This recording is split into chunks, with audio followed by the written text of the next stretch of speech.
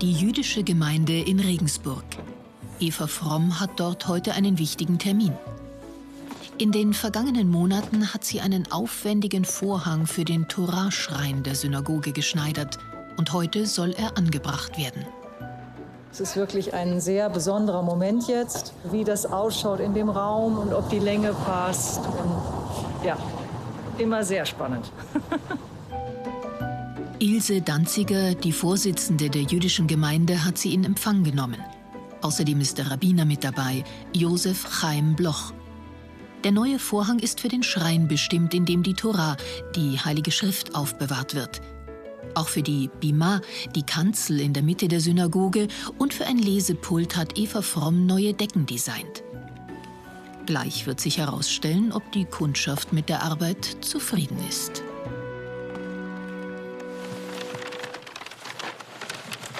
Sehr schön. Toll, super.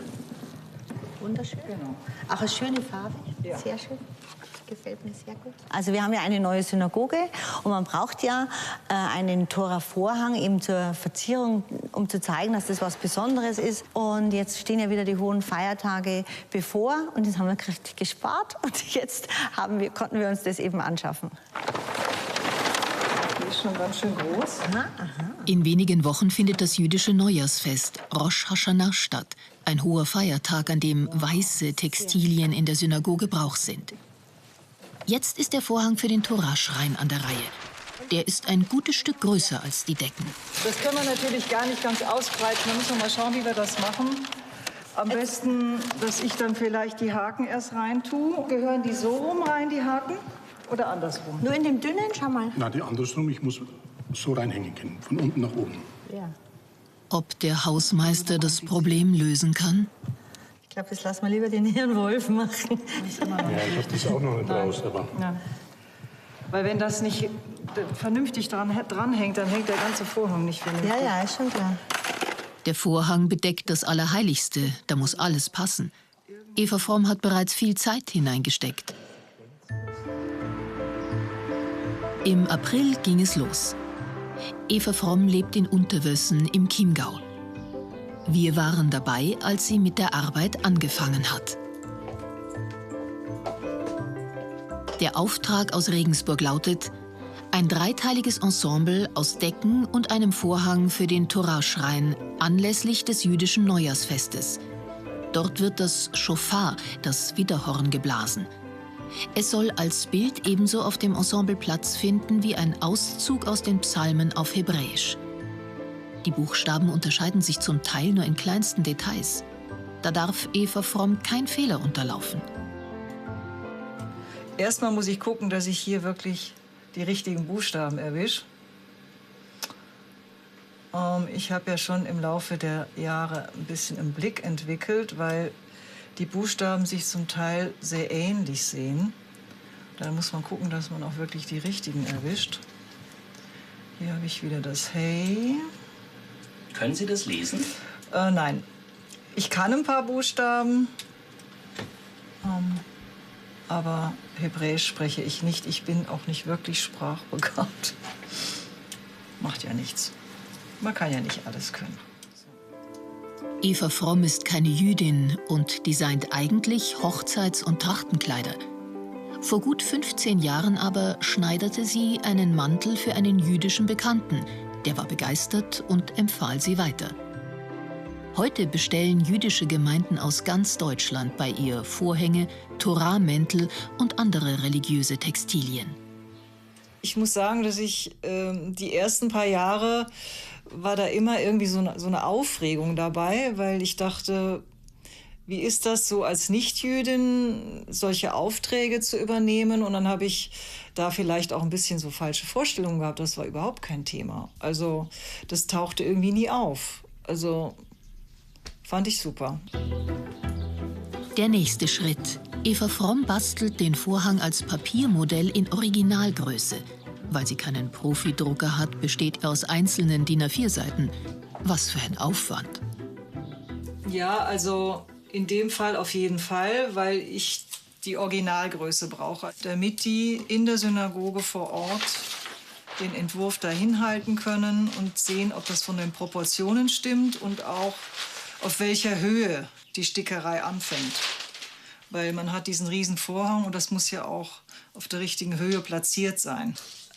Also es ist einfach jedes Mal spannend und toll. Also ich liebe diese Sache. Und ja, ich finde es einfach, ich fühle mich ein Stück weit privilegiert, das zu machen. Also es ist einfach ein schönes Gefühl zu sagen, ich bin die Einzige in Deutschland, die das macht. Und auch zu wissen, das ist jetzt hier nur so ein bisschen Papier, aber wo das dann später mal sein wird und wie das umgesetzt aussieht, habe ich auch immer schon so eine Idee dazu. Genau. Eva Fromm bestickt die Stoffe nicht selbst. Im Erzgebirge hat sie nach langer Suche eine Spezialfirma gefunden, die solche Aufträge in großer Perfektion umsetzt. Dort werden auch der Vorhang und die Decken für Regensburg bestickt. 2 Wochen später. Die bestickten Textilien sind bei Eva Fromm eingetroffen. Schön vorsichtig, dass man nicht irgendwas kaputt macht. Ich bin schon sehr gespannt, ja. Vor allem, es ist auch eine sehr große Stickerei. Es sind ja nicht alle Stickereien so groß.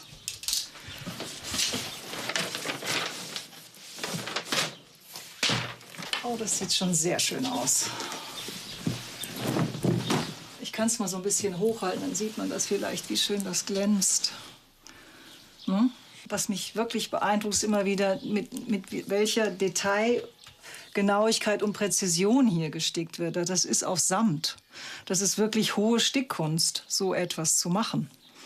Also hier die ganzen Umrandungen und die vielen, vielen Stiche, die ganz eng beieinander liegen. Also das kann an so einem Vorhang schon mal in einem großen Motiv können das 200.000 Stiche sein. Das ist schon wirklich hohe Kunst, ja. Jetzt muss alles noch gefüttert, vernäht und mit goldenen Borten versehen werden. In der Synagoge erfüllen diese Textilien einen heiligen Zweck. Der religiöse Aspekt ihrer Arbeit steht für Eva Fromm aber nicht im Vordergrund. Also für mich persönlich ist es jetzt nicht so relevant.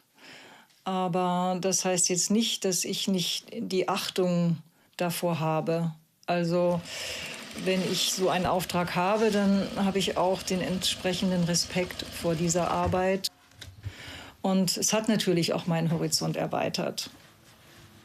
Es ist jetzt auch nicht so, als wenn ich nicht in meinem direkten Umfeld immer mal wieder mit Antisemitismus in Berührung komme.